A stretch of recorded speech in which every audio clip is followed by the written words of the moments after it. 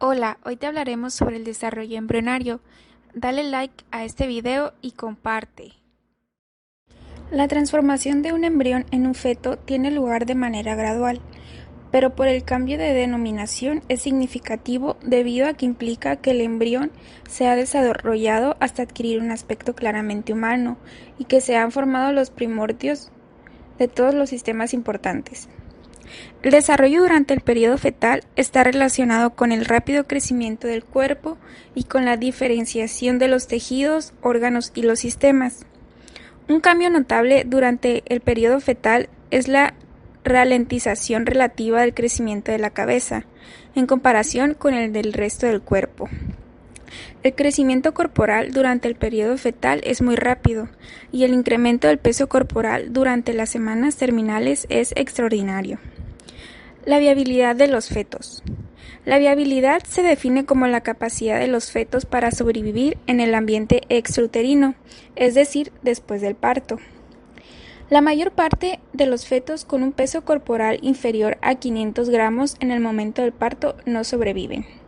En consecuencia, si reciben cuidados postnatales adecuados, algunos fetos con un peso corporal inferior a 500 gramos pueden sobrevivir.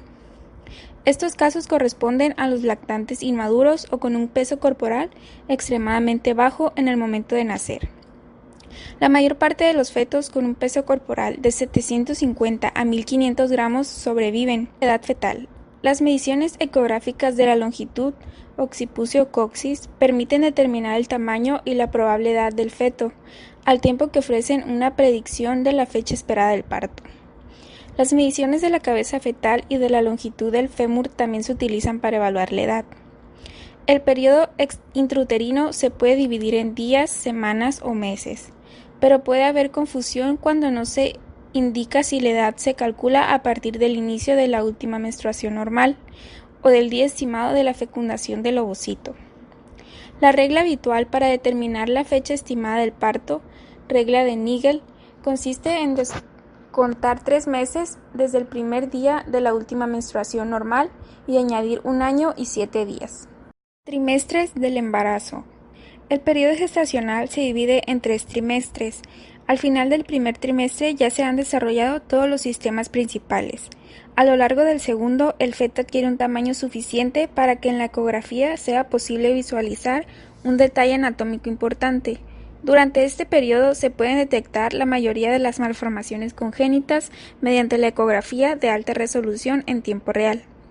Al inicio del tercer trimestre, el feto ya puede sobrevivir incluso si nace prematuramente. Ocurre un hito importante del desarrollo en las 35 semanas de la gestación. Peso corporal alcanza a llegar a 2.500 gramos, lo que se utiliza para definir el grado de la madurez fetal. Mediciones y características del feto. La log es el método de elección para estimarla hasta el final del primer trimestre. En los trimestres segundo y tercero es posible identificar varias estructuras que se pueden medir en la ecografía, pero los parámetros más utilizados son el diámetro biparietal, el perímetro craneal, el perímetro abdominal, la longitud del fémur y la longitud del pie. El peso corporal es a menudo un criterio útil para estimar la edad, aunque puede haber discrepancias entre la edad y el peso corporal, especialmente cuando la madre presenta alguna enfermedad metabólica durante el embarazo. Al comienzo de la 9ª semana, la cabeza constituye aproximadamente la mitad de la log del feto.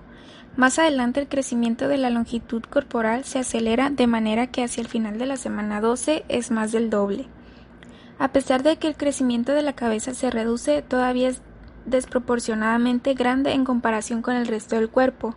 A las 9 semanas, la cara es ancha, los ojos están ampliamente separados, las orejas muestran una implantación baja y los párpados están fusionados.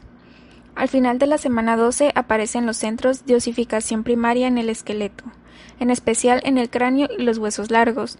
Al comienzo de la 9ª semana, las piernas son cortas y los muslos relativamente pequeños. Hacia el final de la semana 12, los miembros superiores casi han alcanzado su longitud relativa final, pero los miembros inferiores todavía no están bien desarrollados y su tamaño es algo inferior a su longitud relativa final. De la semana 13 a 16. Durante este periodo el crecimiento es rápido.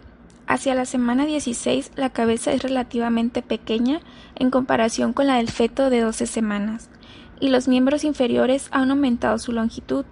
Los movimientos de los miembros que se inician al final del periodo embrionario muestran coordinación hacia la semana 14, aunque todavía son demasiado débiles para que la madre pueda prescribirlos. Los movimientos de los miembros son visibles en semana 12. Los genitales de estos fetos pueden reconocerse hacia las semanas 12 a 14. En la semana 13, la cabeza y la parte superior del tronco del feto aumentan de tamaño durante este periodo. En la semana 14 aparecen movimientos oculares lentos. El patrón del pelo del cuero cabelludo también queda determinado durante este periodo. En la semana 16, los huesos son claramente visibles en las imágenes ecográficas obtenidas al comienzo de la semana 16. Los ovarios se diferencian y contienen folículos primordiales que, a su vez, contienen ovogonias. Los ojos miran hacia adelante más que hacia los lados. Por otra parte, las orejas ya están cerca de su posición definitiva en las partes laterales de la cabeza. En la semana 17, el crecimiento se reduce durante este periodo, aunque la log todavía se incrementa en aproximadamente 50 milímetros. La madre suele percibir los primeros movimientos fetales. La piel está cubierta por un material grasiento y pastoso, el vérmix gaseoso. El vérmix gaseoso protege la delicada piel del feto frente a las abrasiones, las grietas y el endurecimiento que pueden acompañar la exposición del líquido amniótico. En la semana 18 se forma el útero fetal y se inicia la canalización de la vagina, al tiempo que son visibles muchos folículos ováricos primordiales que contienen ovogonias. En la semana 20, las cejas y el pelo de la cabeza son visibles. Con frecuencia, el feto está completamente cubierto por un pelo fino y aterciopelado, el lanugo, que facilita la retención del vérmix gaseoso sobre la piel.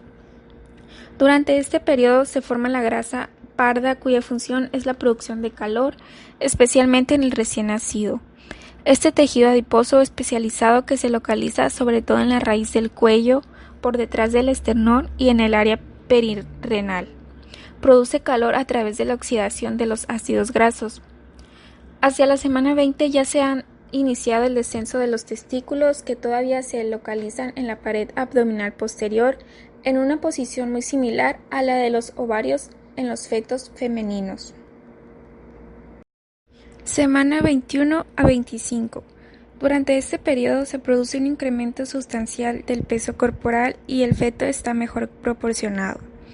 Las células epiteliales secretoras, que son los neumocitos tipo 2 de las paredes intraalveolares de los pulmones, comienzan a secretar surfactante, un material lipídico que actúa en la superficie y que mantiene la permeabilidad de los alvéolos pulmonares en fase de desarrollo. A pesar de que un feto nacido prematuramente entre las 22 y las 25 semanas puede sobrevivir si recibe cuidados intensivos, también puede fallecer debido a la inmadurez del sistema respiratorio. En los lactantes nacidos antes de la semana 26 de gestación hay un riesgo elevado de discapacidad por inmadurez nerviosa. En la semana 26 a 29, los pulmones y la vascularización pulmonar se han desarrollado en grado suficiente como para permitir un intercambio adecuado de gases.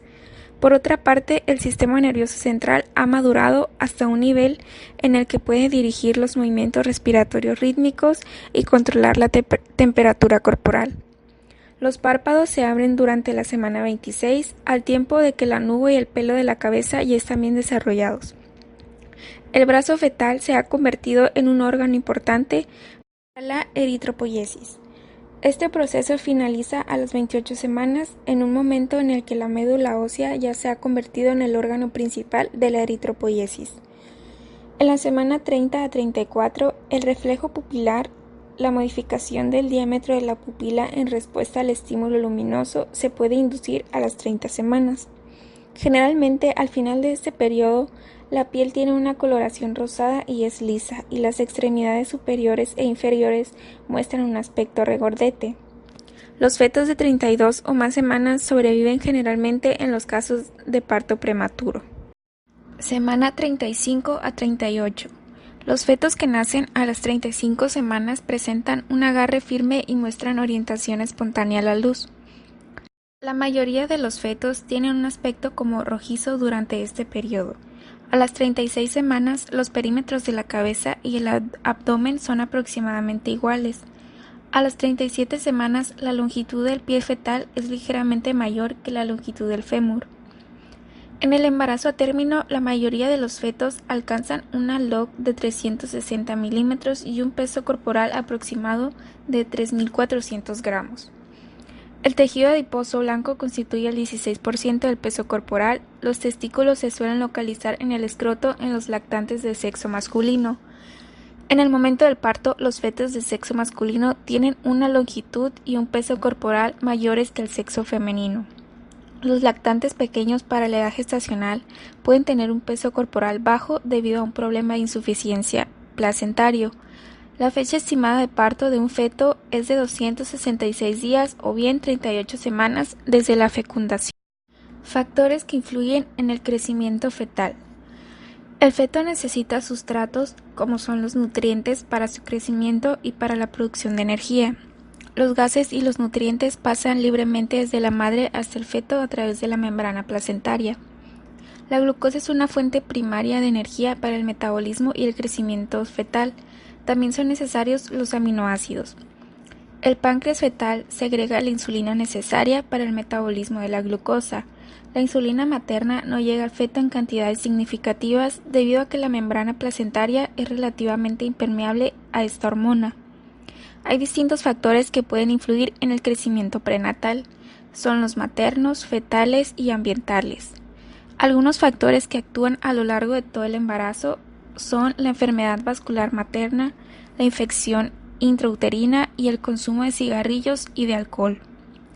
Tienden a causar restricción del crecimiento intrauterino o a hacer que el lactante sea pequeño respecto a la edad gestacional, mientras que los factores que actúan durante el tercer trimestre son la malnutrición materna. Generalmente hacen que el lactante tenga un peso corporal bajo, pero una longitud corporal y un tamaño de la cabeza normal. El tabaquismo. El consumo de cigarrillos es una causa bien demostrada de restricción del crecimiento intrauterino. La tasa de crecimiento de los fetos de mujeres que fuman es inferior a la normal durante las 6-8 semanas últimas del embarazo. En promedio, el peso corporal de los hijos de grandes fumadoras durante el embarazo es inferior en 200 gramos al valor normal, al tiempo que en esta situación aumenta la morbilidad perinatal. El embarazo múltiple. Los fetos correspondientes a embarazos múltiples suelen tener un peso corporal considerablemente inferior al de los embarazos únicos. Es evidente que los requerimientos metabólicos totales de 2 o más fetos superan el aporte nutricional que puede atravesar la placenta durante el tercer trimestre. El consumo de alcohol y drogas. Los lactantes de madres alcohólicas muestran una restricción del crecimiento uterino como parte del síndrome alcohólico fetal. Asimismo, el consumo de marihuana y de otras drogas, por ejemplo la cocaína, puede dar lugar a otras complicaciones. Procedimientos para evaluar el estado fetal. Al acogerse en el útero de su madre, el feto también asume los riesgos asociados a las enfermedades o la malnutrición maternas, al tiempo que se ve obligado a ajustarse a sus características bioquímicas, inmunológicas y hormonales.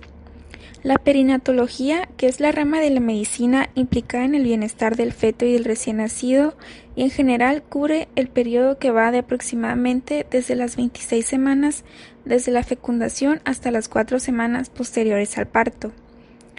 La ecografía es una técnica de imagen principal para la evaluación del feto debido a que es un método de elevada disponibilidad y de coste bajo que aparece de efectos adversos conocidos.